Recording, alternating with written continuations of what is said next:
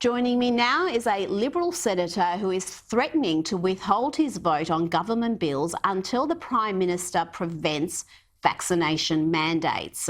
Senator Alex Antic, thanks for your time tonight.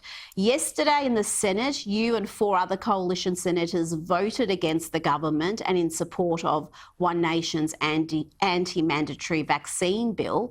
Why was it so important to support this bill? Well, thanks, Rita. Actually, there were 5, 7 in total with the 2 One Nation senators, Senators Roberts and Hanson. And look, the truth of it is there isn't another alternative on the table. What was put up was a bill which, was a bit rough around the edges, but it did what it did, which was to provide some form of protection for people from discrimination. So to allow people to be able to make their own choices about their own medical care as they should. And so the intention was to sort of pare back on vaccine passport regimes, stop people from being discriminated in their employment, in businesses and, even at government level as well. So the intention was right. I was quite happy to support that piece of legislation. I would have, in my perfect world, I would have liked to see the government support that or something different, but it didn't happen. So, we threw the support behind One Nation's bill.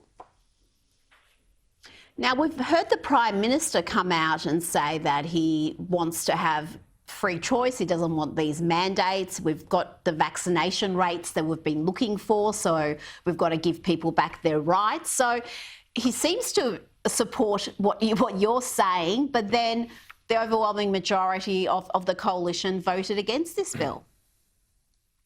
Yeah, I mean, the numbers are a bit deflated there, of course, because people aren't, there are a lot of people who are remotely, participating and all that sort of stuff. But look, yeah, I mean, I think that's right. I think those numbers probably reflect the overall position. Many people don't want to cross the floor, and I understand that. This is a pretty big issue from my point of view. And I think, look, there's no doubt the Prime Minister is anti-mandate. I think, except in the rarest forms, places like aged care, which he's spoken about.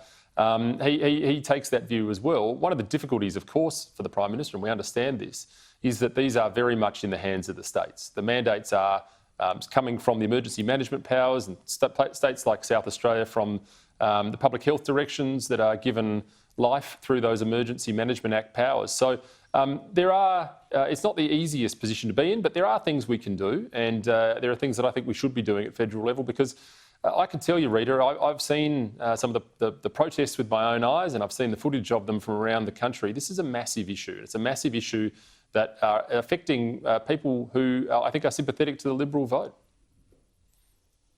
Oh, absolutely. And a lot of them are double vaccinated. This conflating of the two issues, that if you are against vaccine mandates, then you're somehow against a vaccine, is just so dishonest. And I think the numbers who marched show that. And I've been out there and I've spoken to those protesters, and most of them that I spoke to were double vaccinated. Now, you've said that you're willing to withhold support from the government until something is done about mandatory vaccinations.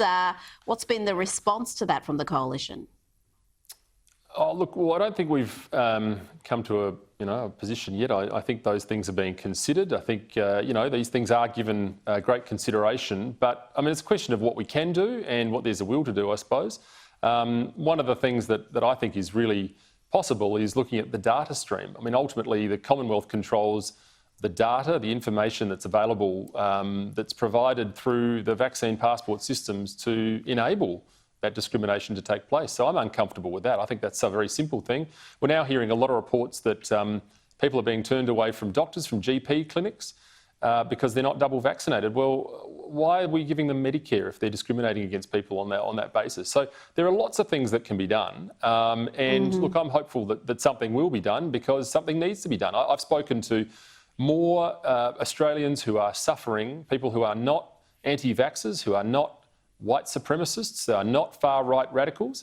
They are just simple people that have been teachers for 30 years that are being told they can no longer practice in their profession because of their choices about their medical care. And Rita, that is wrong. Well, yes, I agree with you there, but Northern Territory's Chief Minister Michael Gunner's got a very different point of view. In fact, he said if you're against vaccine mandates, you're an anti-vaxxer. Let's hear from him. If you are anti-mandate, you are absolutely anti-vax. I don't care what your personal vaccination status is. If you support, champion, give a green light, give comfort to, support anybody who argues against the vaccine, you are an anti-vaxxer. Absolutely. Your personal vaccination status is utterly irrelevant. I mean, that's just an incredible statement. Is he calling Dr. Nick Coatsworth an anti-vaxxer now because he's very much pro-vaccine but isn't a fan of long-term mandates? Yeah, I mean, extraordinary statement. I mean, it's aside from being thoroughly and incomprehensibly intellectually challenging to understand how that could possibly be a thing, to be an anti-vaxxer because you don't believe in mandates. I mean, I don't know what's going on up in the NT, but bizarre stuff. Look, no, it's a ridiculous statement. It should be treated as a ridiculous statement. And this has been some of the challenge that's been around this for politicians. I think the courage for people to come out and stand up and see what they're seeing in front of them and make a very rational statement about what they're seeing is real, because there is a cavalcade of epithets that come to you as soon as you do that. I've been called many of them. Frankly, I quite enjoy it because of my sick side of my personality, so keep them coming. But the reality here is people are not anti-vaxxers. They're not. They're not far-right white supremacists and all the rest of it. And to have people like Daniel Andrews using that terminology is in itself, ironically, quite dangerous. Oh, absolutely. It's inflammatory and it's in danger of raising tensions. And we saw that anti-protest happening in Victoria on Saturday.